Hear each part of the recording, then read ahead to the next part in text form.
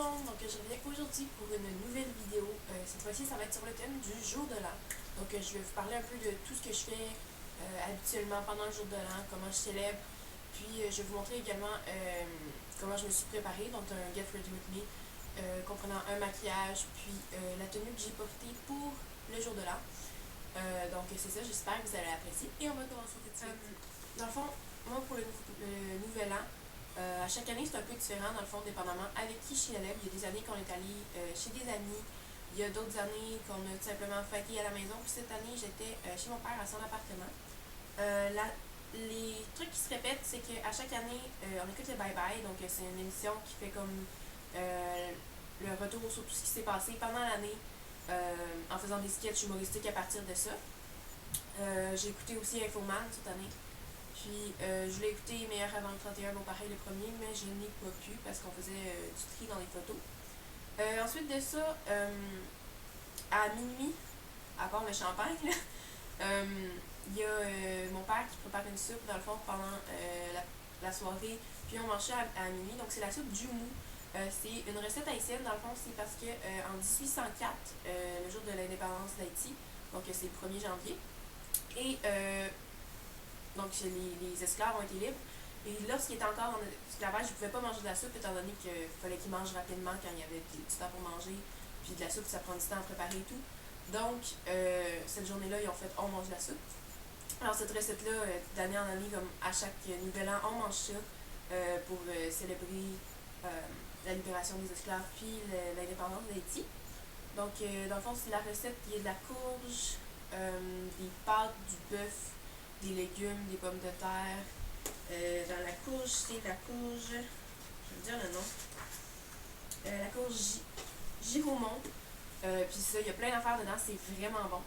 Et aussi, ce que je fais, c'est que vers les alentours de peut-être 11h30, minuit, je fais le bilan de mon année. Donc, tout ce que j'ai mis en 2014, les trucs qui ont été plus tristes qui me sont arrivés. Puis, j'écris aussi mes résolutions et mes objectifs pour l'année 2015. Donc, qu'est-ce que je veux faire en 2015, qu'est-ce que je veux changer dans ma façon de vivre, qu'est-ce que je veux accomplir, qu'est-ce que je veux vivre, où est-ce que je veux aller voyager. Donc, je fais une liste de tout ça. Habituellement, je m'en tiens comme à 10 résolutions, mais cette année, j'en avais vraiment beaucoup. Je pense que j'ai terminé à 60. Donc, je vais vous en parler comme un peu à la fin de la vidéo. Mais, je dirais peut-être pas toutes, sauf que si vous voulez une vidéo où je vous donne vraiment toutes mes résolutions, j'en ferai une, ça va me faire plaisir. Donc,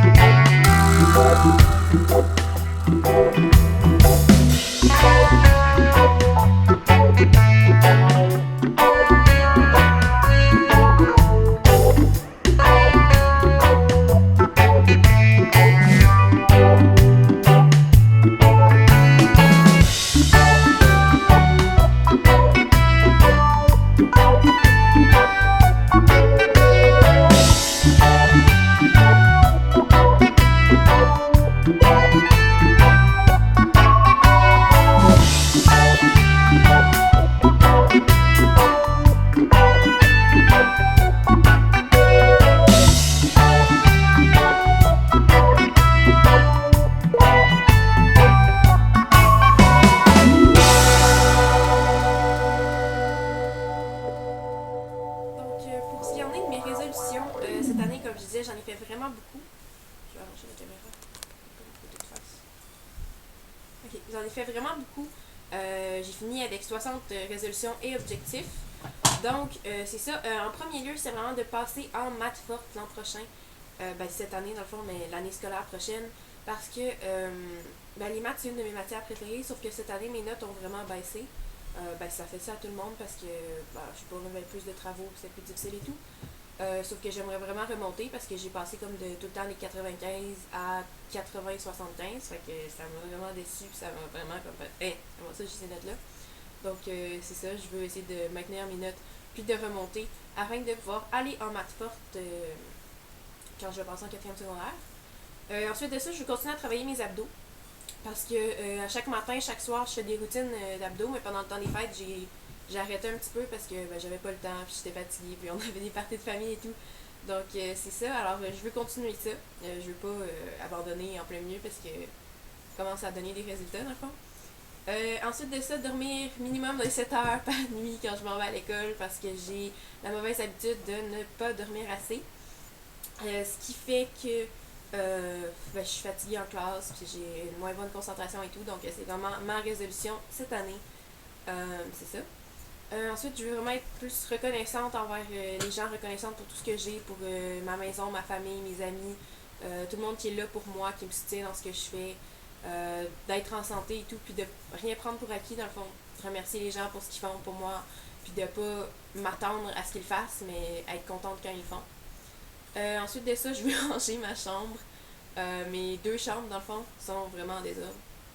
Les 2 chambres sont vraiment en désordre, mais j'aimerais ça les mettre plus en ordre pour mieux m'y retrouver. Après ça, ça c'est plus. C'est pas vraiment une résolution, mais c'est quelque chose que je veux faire cette année.